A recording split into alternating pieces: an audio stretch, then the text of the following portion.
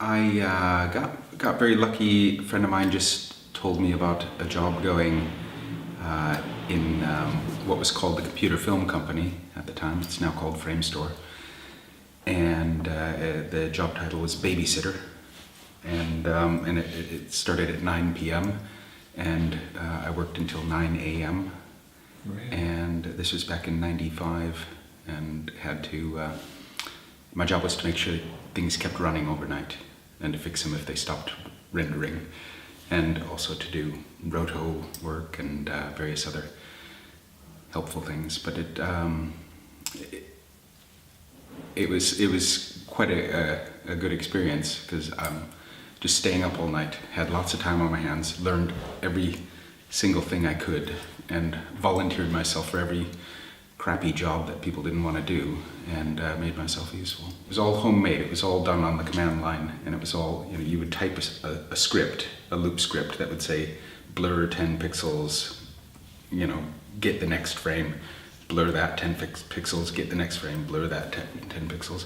There was no mouse GUI driven environment to do all these things in. So it was primarily my job to make sure that when these loop scripts kind of got hung up and stopped rendering, to open them up and see what was causing the problem. So I learned my craft by getting really deep into the math and understanding the basic fundamentals of it, which is different nowadays, because you're just pointing and clicking and oh, there's a plugin for that, or there's a gizmo for that,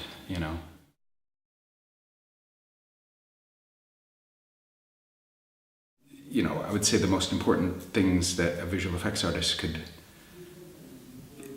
learn or apply or get interested in, or say a budding visual effects artist, would be to learn about the mathematical side of it, but also to really, maybe even more so, apply yourself to art, and by that I mean drawing and painting with real pencils, and not Photoshop or something like that, but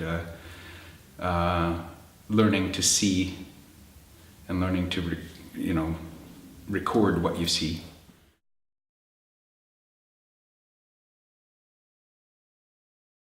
Yeah, definitely. I mean, I've worked on probably more than 60 films, feature films, and some television projects. I think perhaps Band of Brothers stands out amongst them. I'm very proud of the work that we all did on it, but I'm usually proud of the work that I do on everything.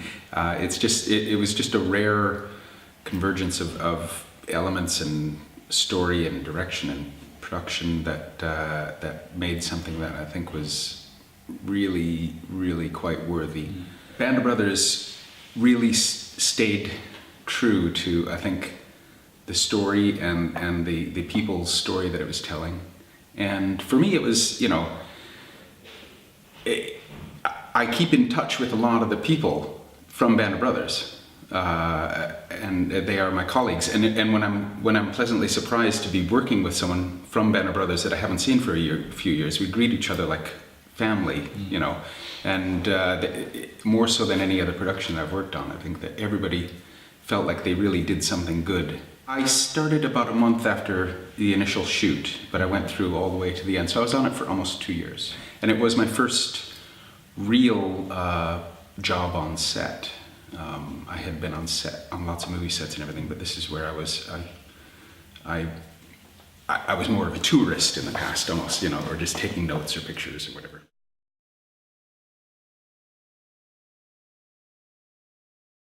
As a supervisor, you have to work very closely with the director, the production designer, the cinematographer, primarily the director, and you need to come up with a lot of quick answers on the spot for solutions, and you need to be prepared to do lots of visualization and getting things in front of them, and then you need to be prepared to throw it all away when you get on set because they've changed their plans at the last minute. You should always have several backups and be able to think on your feet, because everything on set changes frequently.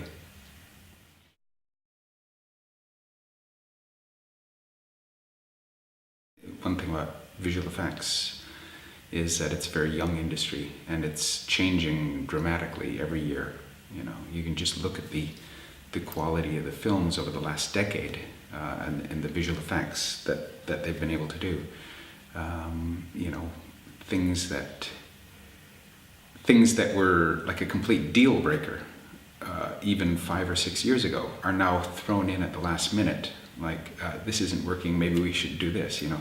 And whereas in the past that would have been, we haven't got the budget for that. Nowadays, you know, because technology advances, computers get faster and all that. The good thing is, like going back to what I said, it is all built upon the same fundamentals.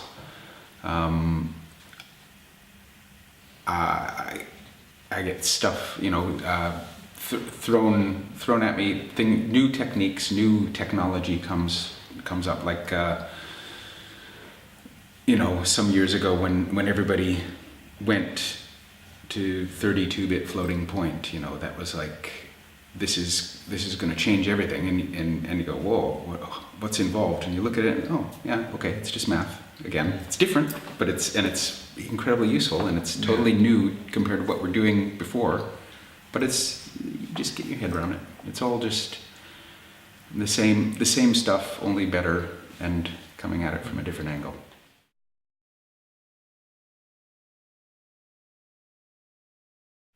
There's always a way to do something.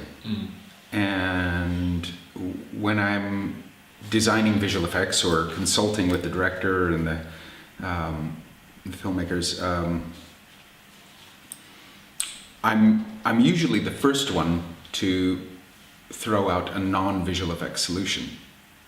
Like, if I can think of a way to get it where it's as good or better in camera, and it doesn't break the budget, then I'll be the first to throw that out there. I'm a little different in that way, I think. Because the visual effects need to serve the story, not themselves, you know. So if there's a better solution that can be cheaper and quicker for the production, then that's always got to take precedence. But there's, like I said, there's a lot changing rapidly. You can now do visual effects on a par with any high-end $100 million budget visual effects film on a laptop with software that you can buy off the shelf. Obviously, if a company is doing something like Life of Pi or The Hobbit, they're not rendering it on one guy on a laptop. They'll have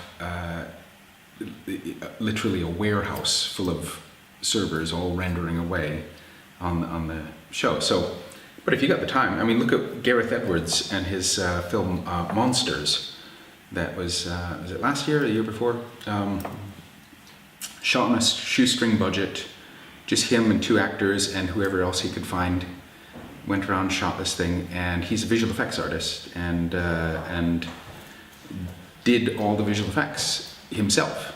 When the credits roll, it says visual effects, Gareth Edwards, even though there's like CG monsters and there's set extensions and various other invisible effects throughout the whole thing, and he just did it himself, and that's not going to win the Oscar for visual effects simply because the scale of it is not as grand as, say, The Hobbit or Life of Pi, but the visual effects are of a very, very high caliber.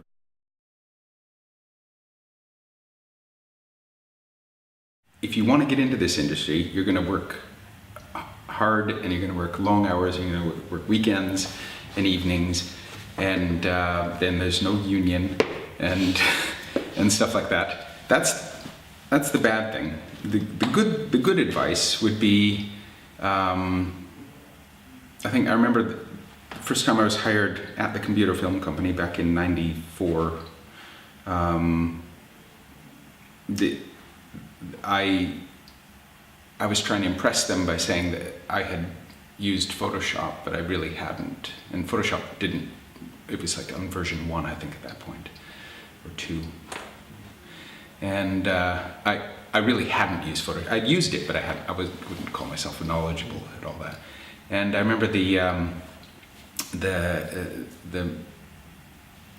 boss at CFC telling me that don't worry about the software.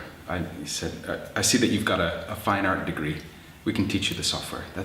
That's what I'm interested in, the fine art degree. And that's always stuck with me, that you're not called a visual effects artist for nothing. And I think that a lot of people coming into the industry now are just learning software. And I don't think that that's not that hard to learn software. What's hard is to learn art. And that's where people should focus.